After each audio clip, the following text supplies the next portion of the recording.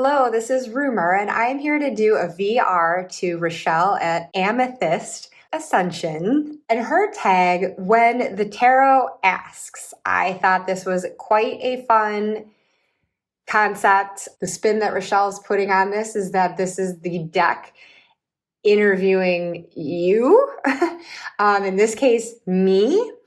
And I don't know, I get a kick out of that. And so much like I wouldn't know exactly what questions to expect in an interviewing situation were I to be interviewing for a job, I have not gone through to think through any answers in advance to these questions. I'm pretty much putting myself on the spot here. Without further ado, I have chosen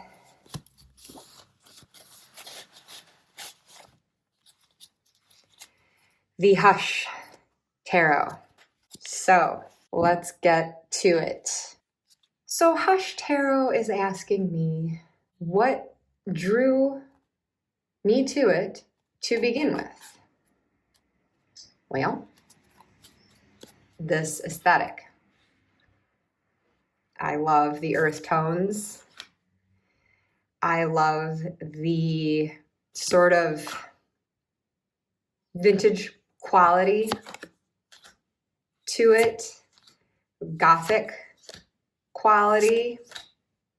It's a bit dark.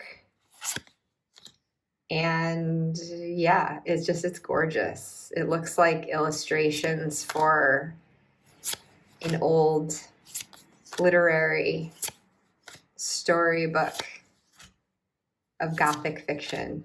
So that's my jam. Do I use it more seasonally? Yeah, actually, I would say I do tend to use this more in the autumn, I would say, pretty much because of the coloration and that a lot of the images are depicting nature in a state of decay. So it very much feels like that autumnal time, and then possibly the winter as well. Do I feel like a certain zodiac sign to you? Well, there's something very like earthy and physical about this deck, which would make me lean toward an earth sign. But then that being said, so let me preface by saying I'm not very familiar with the different nuances of each zodiac sign, or even the broader differences of them. Astrology is not my strong suit. I'm doing the deck and walk this year as an attempt to familiarize myself more with it. So I'm really not great at like identifying different personalities as reflecting certain zodiac signs. So I'm looking at it more elementally, I guess. So in the broader spectrum, I was thinking like, oh, well, maybe an earth sign, it feels like an earthy deck, but then no, there's actually something quite watery about this because there's something very like liminal and fey about the deck, and definitely treading into like that subconscious realm. It's a deck that reads really well intuitively. And so I think it tugs more into the water in that way. And so then in that respect, I'm kind of leaning towards Scorpio based on my very, very limited knowledge. So if you know the signs super well, please forgive me if I'm way, way off with this. But based on like just my general impressions, I get something kind of watery from this in the first place. So of the three water signs, I'm going with Scorpio because I know Scorpio does have an association with death, right? And this is a deck filled with literal depictions of death and decay. And there's also just that sting of the scorpion. And so I'm not going into like a full personality profile of people whose sign is Scorpio. I really don't know what exactly that means, but it's just my general impression of the sign. I'm seeing this deck as having that kind of sting to it. And again, that just very like sharp confrontation with death, but then dwelling in that watery liminal subconscious realm. So if I had to pick, I don't know, my gut instinct is just to say Scorpio. So I don't know. I'd love to hear your thoughts if you get a different vibe from it. Educate me, please. How do I make you feel about yourself? Well, hush, tarot, you make me feel really uncomfortable because a lot of these images are, rather confronting and looking at death in the eye can be difficult. And so it makes me feel a little like squidgy and a bit of discomfort. But as far as how it makes me feel about myself, well, I think it helps me acknowledge those darker aspects of myself or the things that I fear. And it makes me realize that I do fear things, like just when I might feel like, oh, I've got it all together, I've got perspective on things, and I think this can just kind of remind me like, there are those more uncomfortable places within my own psyche to tread. So I don't really know if that's a great answer to this question, but that's what's coming to me right now. How do I help you see yourself more clearly? Well, I guess that would be in relation to that previous question, at least in the way that I answered it. It's eye-opening. Very, very confronting. And it does, like, being that it's such a non-traditional tarot deck, it really does work its way into my psyche and going into those subconscious depths. And so I think it helps me to unearth those things that I don't readily see, that I'm not readily consciously aware of. How it helps me see myself more clearly in that way. Apparently, I'm just going to be flipping through this again. I'll shuffle it, get them in a different order. But how it helps me see myself more clearly, I guess, is just, again, just the discomfort and the blatant depictions in the imagery. I mean, there's kind of nowhere to hide with some of this when you're seeing these bodies decaying in the ground, and then you see this wildlife that's interacting with it. But that helps embrace this realm of understanding, I guess, with like life and death and the things that are fleeting, and accepting those kinds of changes, whether you're talking about like literal death or not. I mean, it could just be the ending of anything and beginning of another, and how things go on despite that particular ending or loss. And the images just really confront me with that. And so there's a clarity to be found. Do you use me to read for others or keep me all to yourself? Well, I don't do a lot of readings for other people because I am not a tarot professional. I do pretty much just read for myself. If a friend or family member wants a reading from me, though, I am more than happy to do that. So I would say in that case, and I kind of spoke to this in my other VR too, as far as like the decks I use for myself or would not use for someone else, I think I would use this just for myself. I think that for the people who ask me for a reading, they are not people who know really anything about the tarot. And I think that something like this would freak them the fuck out. I mean, honestly, like I think they'd be uncomfortable enough getting a tarot reading because they already have their head filled with the stereotypes of it, of what they see in the movies, and afraid that I'm going to like predict this bleak future for them that they can't do anything about. They just come in with all of those like preconceived and erroneous ideas, which I can set them straight on. But regardless, there is always that like fear factor there surrounding tarot, right? For the people who don't read it themselves and really understand it. So yeah, this would just make them way too uncomfortable, I think. And I think it would also be difficult to explain the intuitive hits that I'm getting from these particular cards, because it is just such an intuitive place, and it does affect me kind of viscerally. So this is a deck that, like, if I'm reading for myself, I don't even necessarily have to articulate the thought or the feeling in my own mind in words.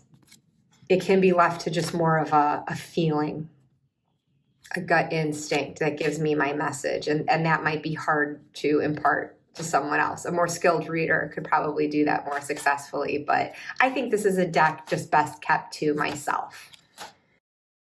Do I let others touch me? I probably wouldn't. I don't really have I'm not that squeamish about other people touching my decks, but maybe I am. I mean, I definitely know if I've let someone else hold the deck, if I have done a reading for a friend or family member, I definitely want to clear it right away. Not because it's like, ugh, I don't want their energy in it. I mean, they're usually people that I love and like a lot, so I don't mind that.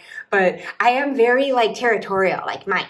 And because I do mainly use for myself, these decks are loaded with my energy. And of course I can clear that for use with someone else, and I would do that, and I would clear it after they've used it. But I just feel like, because of the types of readings I've done with this deck, it's so personal to me, I would feel very weird about letting someone else come into contact with this. Have I done any alterations on it, or do I plan to? And do you hear me alternating with how I'm reading these questions, whether it's from the deck's point of view or me speaking for it? Sorry for my lack of consistency. But I love this question with this deck because I definitely altered this deck. The first alteration I did was simply to edge it. I think I just used a brown Sharpie.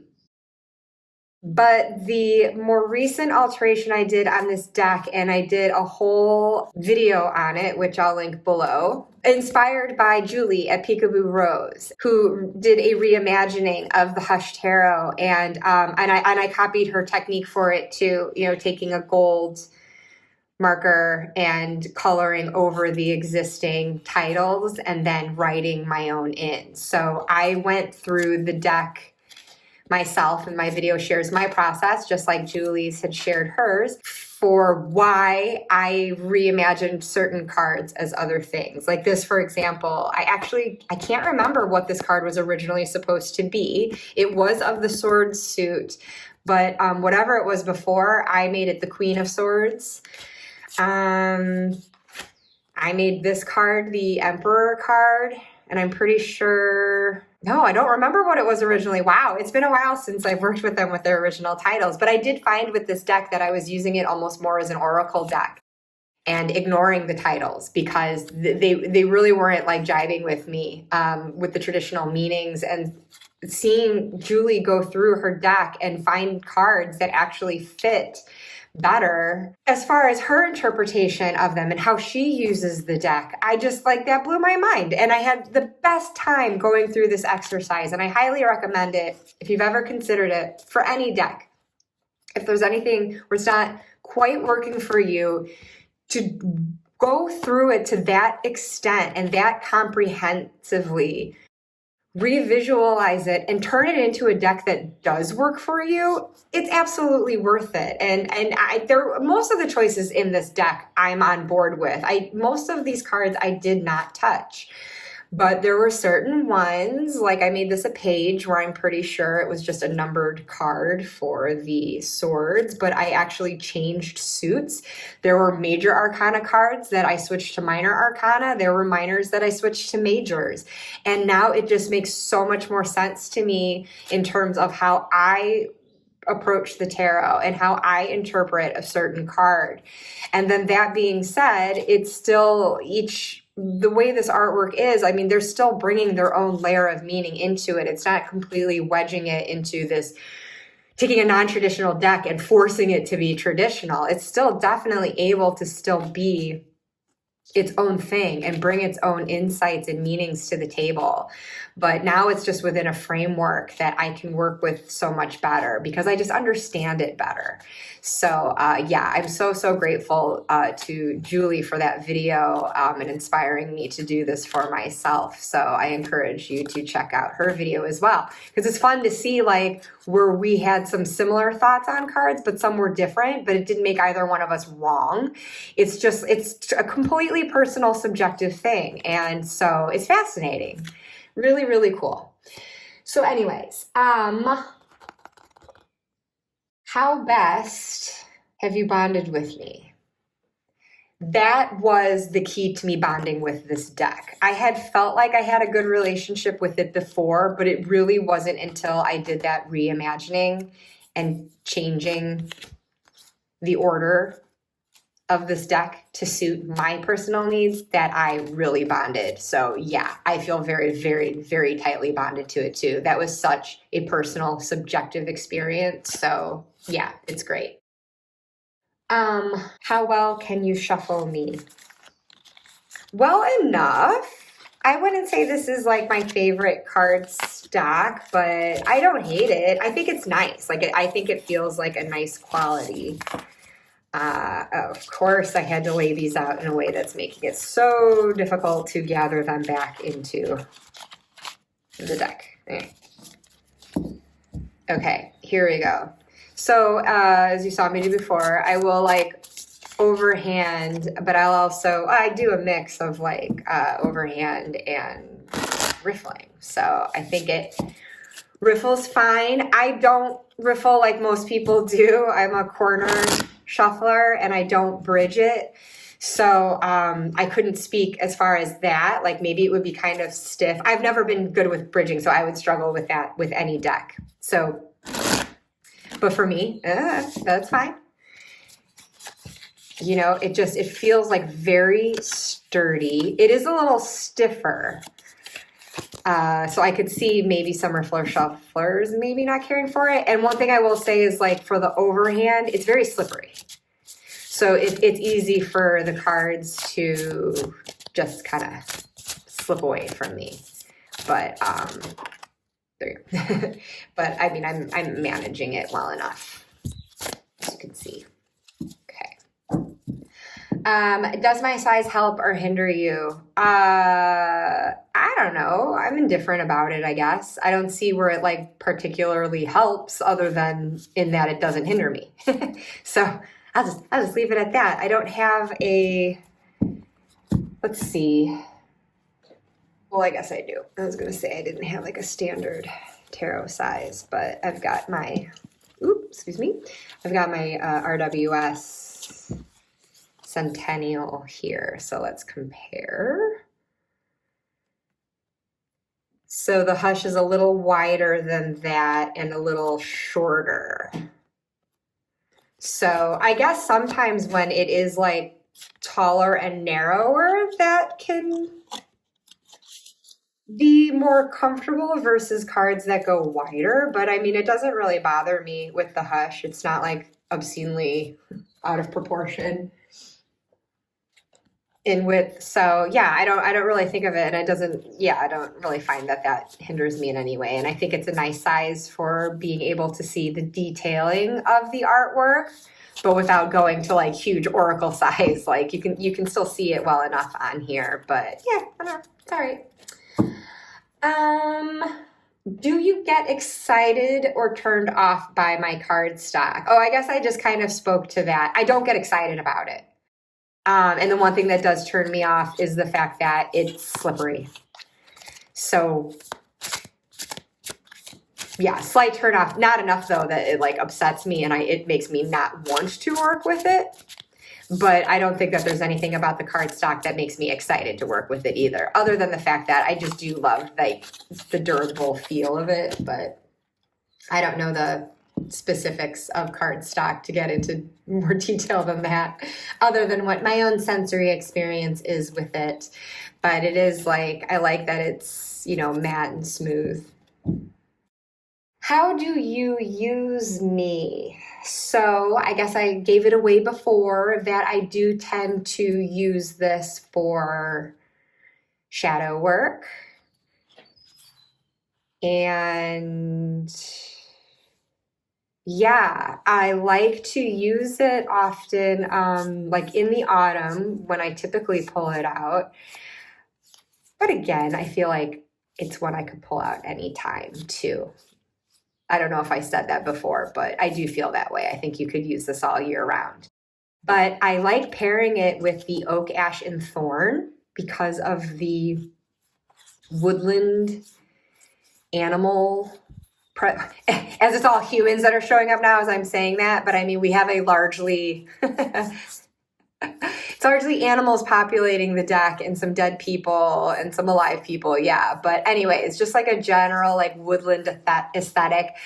I like to pair it with the oak, ash, and thorn, and I'll often do that with like the oak, ash, and thorn, just kind of like representing my conscious realm, and then this underlying as the subconscious realm. So whether that is delving into shadow or just going into like a deeper layer of my psyche, I guess you could say I use it in both ways, psychological and shadowy ways. And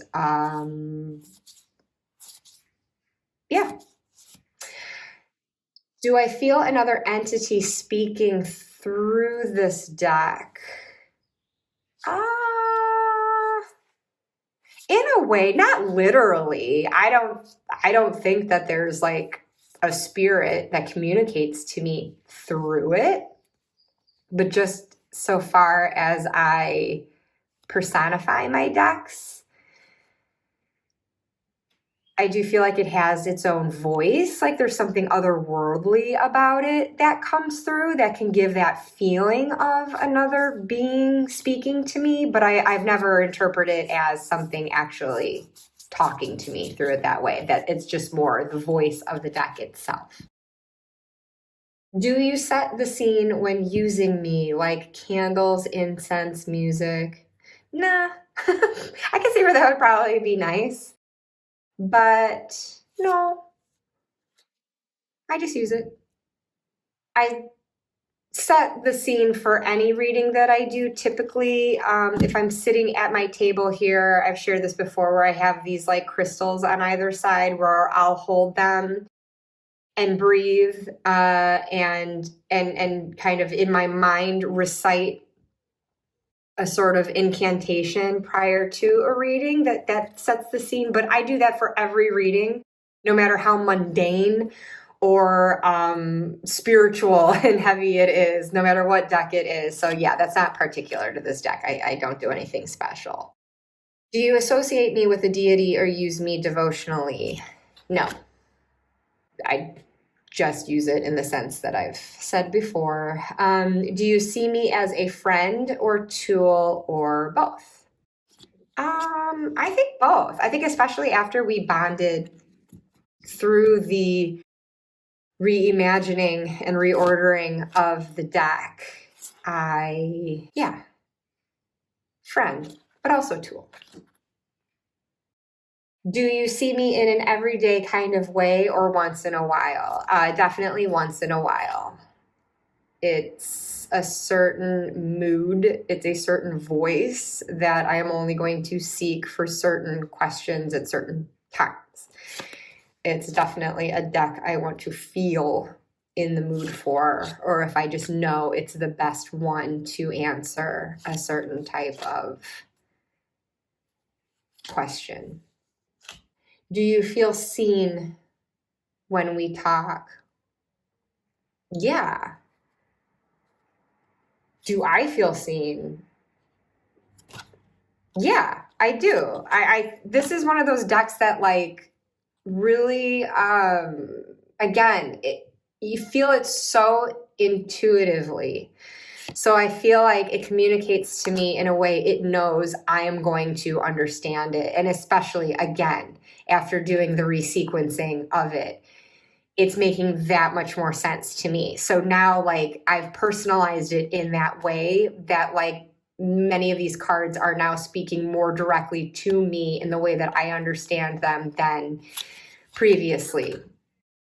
going with the original titles. So there's that. But then I think just also, regardless, even if I hadn't done that, I mean, I feel it more strongly now as a result of that. But I do think that, like, yeah, it's a deck that could just kind of see through into the inner psyche, shine light on the shadow in a way that does feel very personal to me and my way of reading the tarot and forming my own interpretation and meaning. So especially since it's non-traditional. And like I said before, even with making the changes, switching cards to something that makes more sense for me, it's still not like a straight up Rider-Waite-Smith, it's still bringing something else to it. So it's very much a deck that's inviting you into the process. It's not just telling you this is the answer.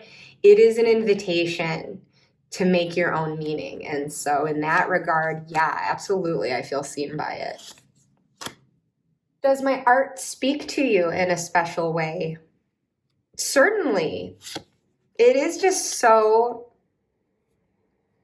dark and liminal and fey-like. It hits my mind in a different way than another deck might. Like, if I were to pull out something cuter or softer or more lighthearted or like simple, and I don't know, some tarot decks, as we all know, if you've worked with a variety of them, they just hit you in different ways. And I feel like this just speaks another language. I couldn't speak to the art technique or even what specifically is going on in it that makes me feel that way. Just that is certainly a way that it speaks to me, that it just kind of tugs me into a different realm, even if it's depicting a physical one. What kind of stories do you see in me? Well, I'd love to hear this story. This person who has died, and now there is a bird building a nest on their head. I see stories of death and dying in here for sure, of inner torment and pain, of having been defeated and worn down, but still standing and showing resilience. You get these faces in here where they're like masks, these empty eyes.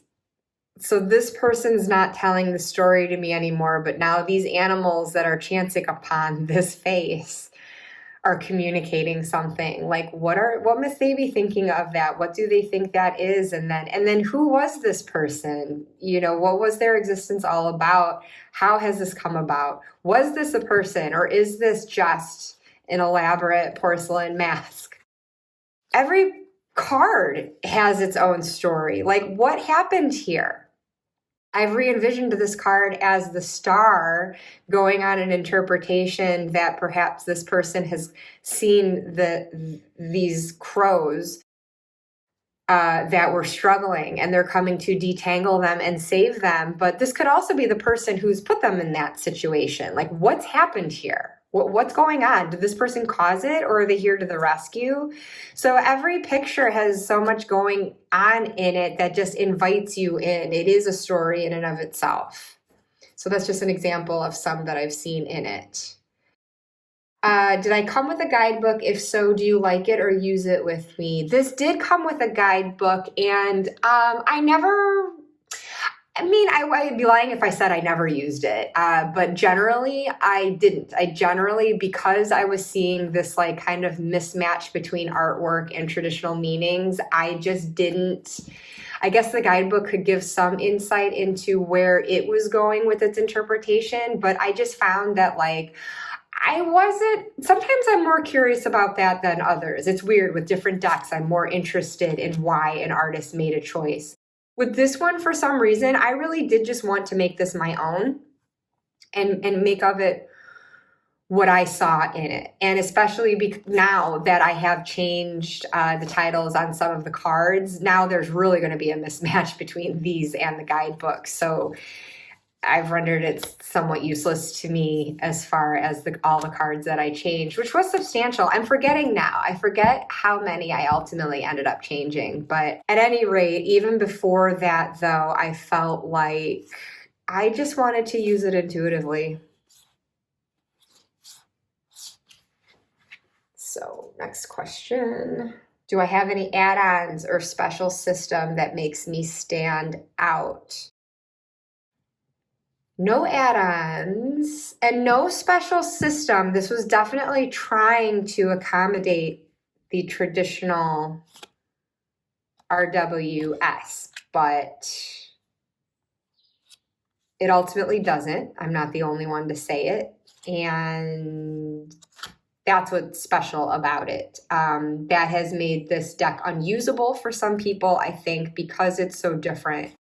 But I think for those of us who have held on to it, I do appreciate it as its own thing. It wasn't, again, it's not like it was setting out to have its own system, but I think it ultimately does have its own thing. And I think that's the only way to really use it, is like appreciating it just for what it is instead of trying to make it something else. Now, you could argue that in resequencing, I was trying to make it fit more into that traditional system that I know and the one that it was aiming for. Yes, that's absolutely true. But I think that even so, I got used to reading this deck, not even really looking at the titles and just going off the imagery. So it kind of became more of an oracle deck in that respect. So I think that's what's different about it. As a tarot deck, it's very oracle, and you might find yourself using it more so that way. Do I have any other markings that help or distract you?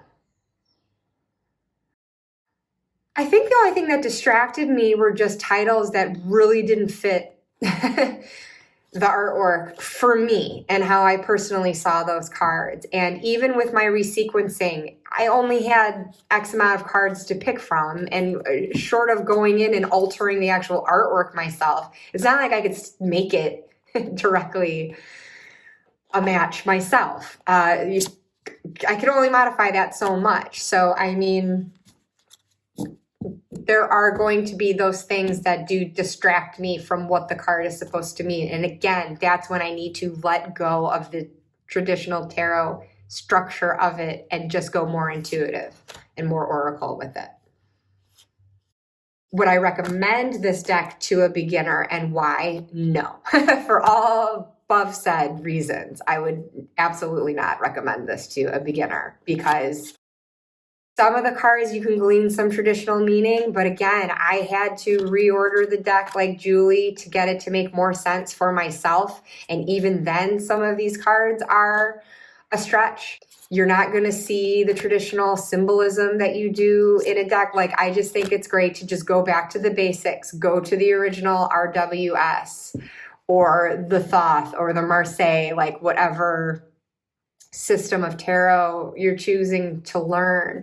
But for this, following along with an RWS, I would recommend a straightforward Rider-Waite-Smith deck, or one that more closely follows that, much more of a clone for starting out. And then you can delve into something like this and get some meaning from it. Now, as a beginner, you could use this just off artwork if you wanted to use it in more of an oracle sense and use it intuitively. But if you're using it to actually learn that tarot structure, no, I absolutely would not recommend this deck. But once you know it, then I absolutely would recommend this deck to anyone who enjoys this aesthetic, appreciates the deviations that it makes from the standard tarot, and could use something for going a bit more subconscious and shadowy, and being confronting with mortality and so forth. If you can resonate with the imagery, I think you'll resonate with the deck. But that said, it's not going to be everyone's thing. So Okay, did I do all of them? I'm going to look over all these questions really quickly. Okay, it looks like I covered them all. Apologies to the deck that I kind of took over the interview at times and sounded like I was asking it the questions when really it was interviewing me. That's just how I roll, I guess. But thank you so much if you joined me for this. This would be a really interesting exercise to do with other decks and just kind of evaluating what our relationship has been and where I see it going. Yeah, this was really fun. So thank you, Rachele, for creating the tag. And I encourage anyone else who has a channel to give it a go if you like, or even if you don't have a channel, it's a worthy exercise to just sit with on your own and talk through these questions with your deck. Open up that conversation with it. And let me know in the comments then what you think if you have this particular deck, the Hush Tarot. I would love to hear what your relationship with it has been. Is it one that works for you, or did it ultimately not resonate? Did it never appeal to you? Have you had to do modifications on it similarly to me, like figure out other ways of making it work better for you? And yeah, really anything else that you'd like to share in response to this response to Amethyst Ascensions tag when the tarot asks. And there is a sister tag when the oracle asks, if you wanted to do this with an oracle deck as well. So yes, thank you again, Rachele. Thank you, everyone. And I will see you next time. Bye.